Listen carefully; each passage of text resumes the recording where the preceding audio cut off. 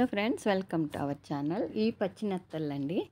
అది తలలు తీసేసి ఇలా క్లీన్ చేసుకోవాలి. దీన్ని ఉప్పేసి బాగా కడిగితే చక్కగా అలా మెరుస్తాయి. చూసారా ఎంత నీట్గా క్లీన్గా ఉన్నాయో చూసారా. దీంట్లో కొంచెం ఉప్పు పసుపు వేసి పక్కన పెట్టుకోండి, కలిపి పెట్టుకోండి. మాకు ఇంటి దగ్గర వాళ్ళు చేసేస్తారు. ఇట్లా కలిపి పక్కన పెట్టుకున్నాను.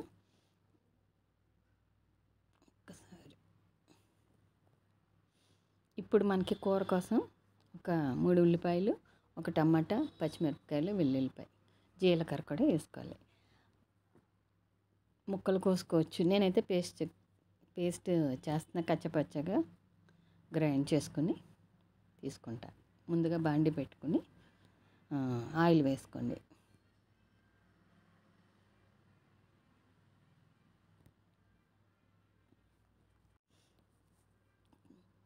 ఉల్లిపాయలు వేగడానికి కావలసినటువంటి నూనె వేసుకోవాలి. వేసుకున్న తర్వాత కొంచెం చీల్చి పెట్టుకున్న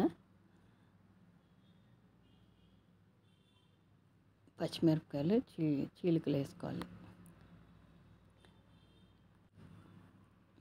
కొంచెం బరగ్గా చేసుకున్న ఉల్లిపాయ అండి. ఉల్లిపాయని మనం ఆయిల్లో వేసుకున్నాం. పచ్చిమిరపకాయలు, ఉల్లిపాయలు కాస్త వేయించుకోండి. అలా కలుపుతూ ఉండాలి.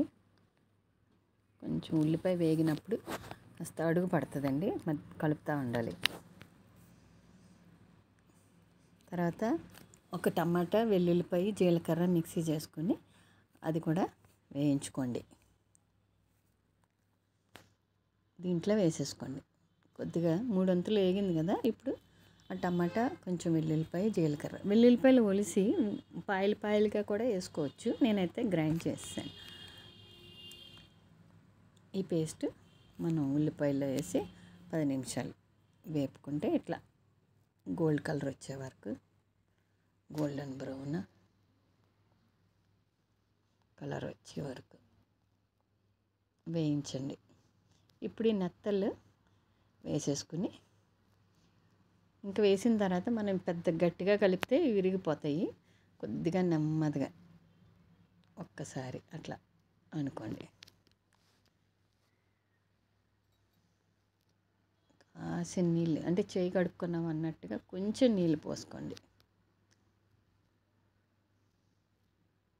కొంతమంది చింతపండు పులుసు వేసుకుంటారు, చింతకాయ వేసుకుంటారు, మామిడికాయ వేసుకుంటారు.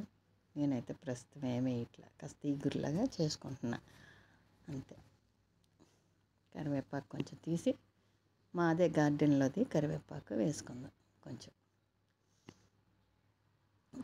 ఒక 10 నిమిషాలు ఉడికితే మనకి కూర రెడీ అయిపోద్ది. మనం ఇంకా స్పూన్ గరిటె పెట్టకూడదండి. ఒక్కసారి అలాగా పట్టుకరత పట్టుకొని ఒక్కసారి కదిపేసి మూత పెట్టేసుకోండి. ఇంతేనండి, మనకి 10 నిమిషాల్లో కూర రెడీ అయిపోద్ది. ఇదండి నెత్తళ్ళ ఇగురు, చాలా టేస్ట్గా ఉంటుంది. కూర రెడీ అయిపోయింది. మళ్ళీ ఇంకో మంచి వీడియోతో కలుసుకుందాం. Thank you for watching.